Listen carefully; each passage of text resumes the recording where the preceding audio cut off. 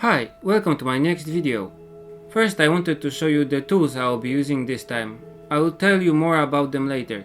First I just did a rough sketch with HB pencil to just get the overall idea of the picture and get the scale and the proportions and the perspective right. This time I used a photo I took with my iPhone. I just went to do some late night shopping and I just took a photo of a street near a house. I liked a lot the layers and the lighting and also the colors, so I chose the most interesting part of the photo and used it as a reference for the painting.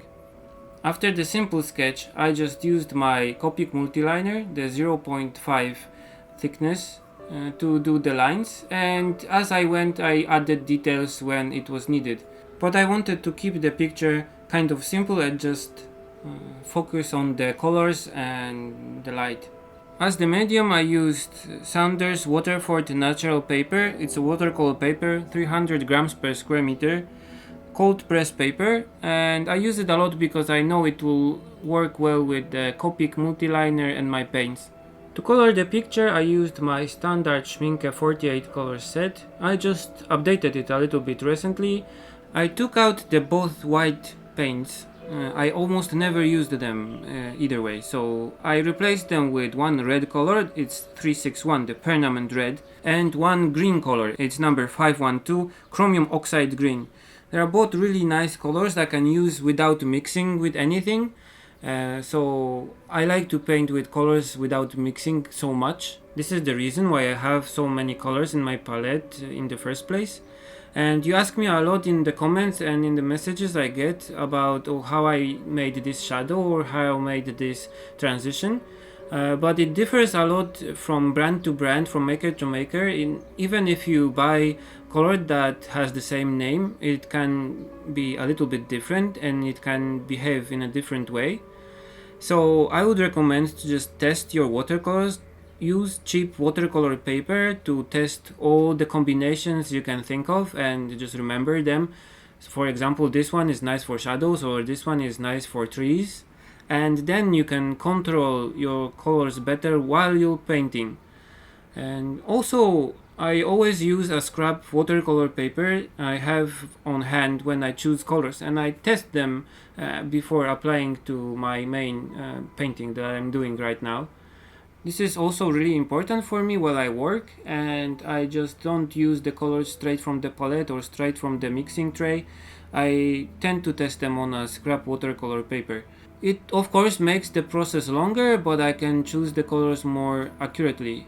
Also, you don't have to have and use the same watercolors that your favorite watercolor artist uses. For example, I cannot buy some brands that the people I follow on the internet use because they are not available here in reasonable prices. So I use Schmincke because it's nice and it's popular here.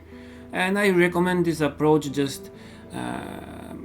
Just make a nice set that fits your needs from the brand you can afford and you can get in your location. For this picture, the main problem was protecting the white and contrasting the white of the windows and the white of the highlights with the rest of the picture. So I tried to use a little bit more concentrated color than usual, and Schmincke watercolors are really great for it, that they can give you a really concentrated strong colors and really black blacks. And for the white details I could not paint with watercolors. I decided to use some white paint.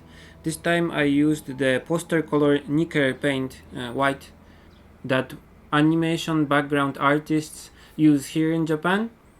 I added some light blue highlights on the leaves of the plant in the front, and also a little bit of a halo effect around the windows to cover the lines because they were too strong there. I wanted to give the impression that the light bursts out of the window really strong. Again, I painted most of the picture with the mop brush I have, the aquarellist brush. You can read more about it on my website. I really like this brush, and I know that probably I shouldn't use it like this, but it has a nice sharp point and it holds a lot of water, so I just can't help and use it. I also tried a new application on my iPhone to do the time-lapse in higher resolution, but I don't think my computer is up to the task, so I'll probably stick to Full HD next time. Okay, so this is the final picture. You'll be able to see it in better details on my website as usual. And you will be able to buy a print of this on my Society 6 store. As usual, feel free to comment, share and subscribe. See you in the next one. Bye!